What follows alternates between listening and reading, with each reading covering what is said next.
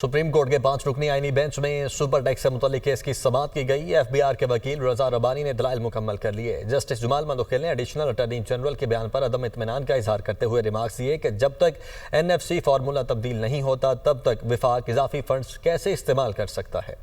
Supreme court के आईनी bench के रूबरू सुपर टैक्स से मुतल्लिक केस की समाअत एफबीआर के वकील रजा रबानी ने दलाइल मुकम्मल कर लिए। दौरान समाअत जस्टिस जमाल मंदोखिल ने इस्तफसार किया कि सेनेट की सुपर टैक्स के हवाले से क्या राय है। रजा रबानी ने बताया कि सेनेट को सुपर टैक्स पर कोई इतराज नहीं। एफबीआर के वकील के दलाइल मुकम्मल होने पर अदालत ने एडिशनल अटॉर्नी जनरल को रोस्ट्रम पर बुलाया। जस्टिस जमाल मंदोखिल ने इस्तफसार किया कि अदालत को बताएं कि कितना सुपर टैक्स इकट्ठा हुआ और कितना खर्च किया गया। एडिशनल अटॉर्नी जनरल ने कहा कि सुपर टैक्स की मद में 114 अरब रुपए इकट्ठे हुए। वफाक ने 113 अरब रुपए खर्च किए। जितना वफाक का हिस्सा था इससे ज्यादा रकम खर्च की गई। जस्टिस जमाल मंदोखिल ने रिमार्क्स दिए कि जब तक एनएफसी का फार्मूला तब्दील नहीं होता तब तक वफाक अजाफी फंड्स कैसे इस्तेमाल कर सकता है। वफाकी हुकूमत भी पार्लियामेंट की मंजूरी के बगैर अजाफी अखराजात नहीं कर सकती। प्लान क्या था कुछ पता नहीं। हवा में पैसे आए हवा में चले गए। जस्टिस जमाल मंदोखिल ने इस्तफसार किया कि सुपर टैक्स आयद कैसे किया जाता है, क्या ये आम शहरियों पर आयद होता है। वकील ने कहा कि ये जनरल टैक्स है जो लोकल अथॉरिटीज से जमा किया जाता है। अदालत ने केस की मजीद समाअत 19 मई तक मुलतवी करते हुए तमाम हाई कोर्ट से सुपर टैक्स से मुतल्लिक मुकदमात का रिकॉर्ड तलब कर लिया।